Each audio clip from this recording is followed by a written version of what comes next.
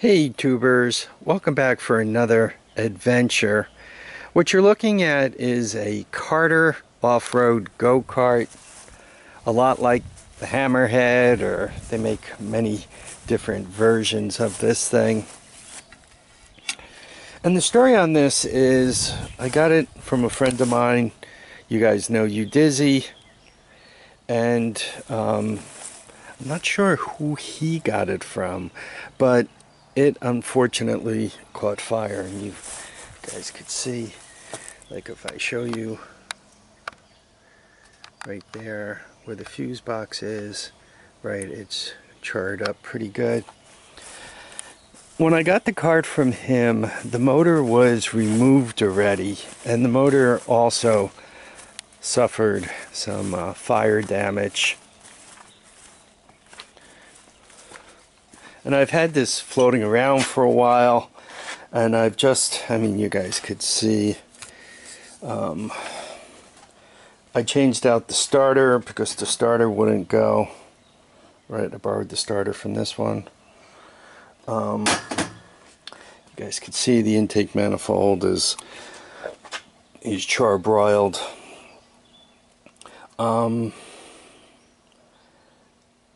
Now, as I recall, he started to clean up the engine. That's why it actually looks as good as it does. I mean, there's the stop that you check the oil with. This has reverse on it, right? These engines come in two versions of reverse, one with a stick shift and one with you pull the cable and it engages a bunch of gears, and that gives you reverse and a little bit of gear reduction for going backwards.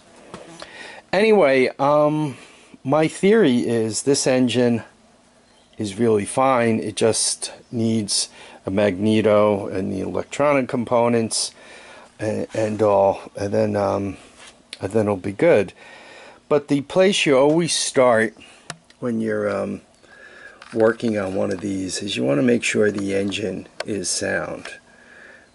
And the way I always do it is I do a compression test, and I also, just kind of pay attention a little bit to make sure I'm not seeing any or hearing any problems of the compression leaking out around the head or anything. So anyway, there we go.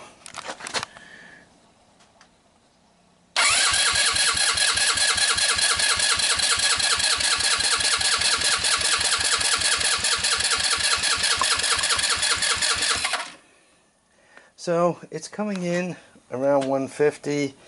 My gauge, how accurate is it? Because it said the last two compression tests I did came in at 180. I don't know. So it's got over, let's say it's got over 125 psi of compression, which is good, and it should work. What I'm going to do is I'm going to put an intake manifold on it. Even though this one's cracked, I'm going to put it on there. I'm going to put the ignition system from this guy on there, and we're going to try to give it a start, so I'll come back and do that. A couple of questions I was asked recently, and let me just answer them. Somebody with a big red asked a 200ES that they did a compression test, and do they need to take off the carburetor or the slide or any of that kind of stuff. When you do a compression test, you want to make sure that you could get in all the air as much air as possible, and you want to make sure the exhaust is not plugged up. Do you need to take off the carburetor? No, but you need to make sure the choke is opened, and the throttle is open. So you squeeze the throttle to the throttle. Make sure the throttle is opened, and you make sure the choke is open, and you can do yourself a compression test. Another person wrote me, and this had to do with the China engine, but it really doesn't matter. I got compression, I got spark, I got a carburetor, I got everything, and the thing won't start. What's wrong? This one here did that to me, and I was going crazy, like, what's wrong with this heap? And I did a leak back test on it, you know, where you put air into where the spark plug goes. You set it up on top dead center so both your valves are closed. I did that, and I discovered that the head was loose. I could have just tightened the head, but I had to go the long way and do the compression. So all I had to do was tighten the bolts down a little bit. Obviously a blown head gasket will do that to you. And one other thing, if your intake valve, well, either valve, but particularly your intake valve, if you're a little too tight, your compression will come up okay, but it still might not start. So you got to go through the basics. My engine won't start. Do I have spark? Do I have compression? Do I have this, that, and the other thing? And if they all come back yes, then you go through the next layer of troubleshooting, which involves, once again, you put pressure into here and you see what the leak back rate is. Harbor Freight sells the kit for that, or some people just drill a spark plug and put air pressure in and they start listening. You make sure you don't have air jetting out where the carburetor or the exhaust are when you're at top dead center. That also helps you with the timing a little bit, just in case if you're one tooth off, it might, when you try to start it, it might buck back, like you can hear the bang, you know, it kind of fighting it. I call it buck back, when the starter kind of hits a hard spot, you know, and then it'll go around it. So that's that. I think those are the only two questions I have. Anyway, let's see what else we could do with this engine. Stay tuned. Well, folks, we put a carburetor on this thing. We put the portable CDI box on this thing, hooked up to the pulse generator right here, the blue and yellow wire, a couple of wires going to ground, and let's see if this thing will start. Many of you know who do this that some of these things will start 100 times and then you turn on the video camera and it won't start. By the way, I did start it just to kind of get an idea. It was going to before shooting this video. So the box is on. Give it a little gas.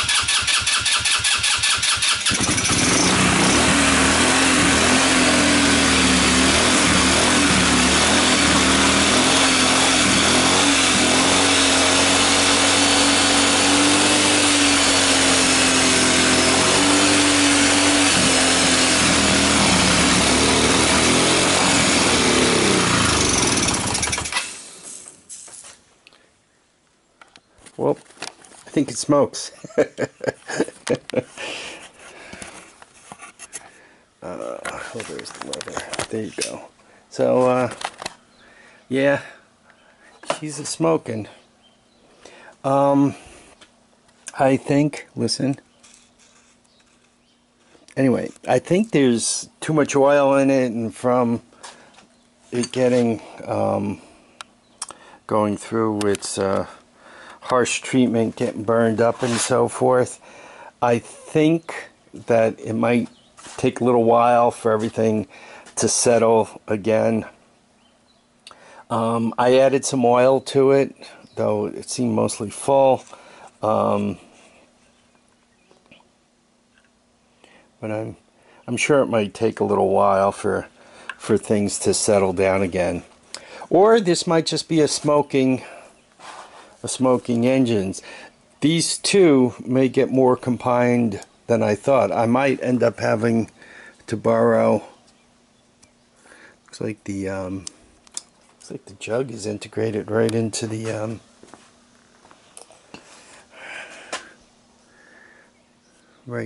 block here. I don't know. Does that come? Yeah, I guess it does come apart. So yeah, I might have to borrow the whole jug off of this one, which didn't seem to smoke, to put it on this one if this one has bad rings. So we'll see, but it's good to see that it starts and it runs, and that this thing have some potential. It also, I don't know if you guys were able to see from the camera angle, but this was turning also, and now it's a lot freer. It was a little stiff before. So I think the belt is good. All of that is good. So we're getting there, right? What am I going to do with this engine? I won't.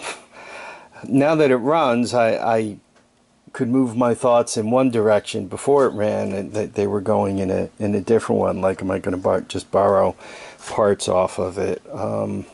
Yeah, I'm not sure where I'm going to put this one. Looks like this one really is becoming the parts donor, and this one looks like it's virtually back to life now. It's just a matter of figuring out where to put it. I also have to spend a few minutes looking at this thing to figure out. Looks like to get the exhaust off, it's just a matter of taking this and the two bolts off the exhaust manifold. You can see they're good size. Alright, I want to thank everybody for dropping by to watch and comment and subscribe. A little bit of a smoky engine. It's going to have to run for a while to see if that's temporary or permanent. At some point, oil may have been poured down the piston to protect the engine. I don't recall how far it got with this engine. For some reason I was thinking I did a compression test on it, but when I checked it, the starter was no good, and I tapped the starter and, you know, went back and forth with it, and it never tried to go. So I'm not sure how I could have done a compression test on it without the starter, unless I did a compression test using my drill to turn it over. That's a possibility. And then I might have put oil down. If I wasn't getting a good reading, I might have put oil down the piston to see if that helped. So that's the problem when you work on things and go away for 6 months and come back again, right? It's or a year or two, you kind of forget where you left them off. Okay, once again, I want to thank everybody for dropping by to watch, comment, and subscribe. Please keep in the comments coming. I'm going to try to answer some questions on this because it's a lot quicker than typing. You know, I type like a snail crosses the equator very, very slowly, so it's much better if I can talk about it. All right, take care, folks. Bye.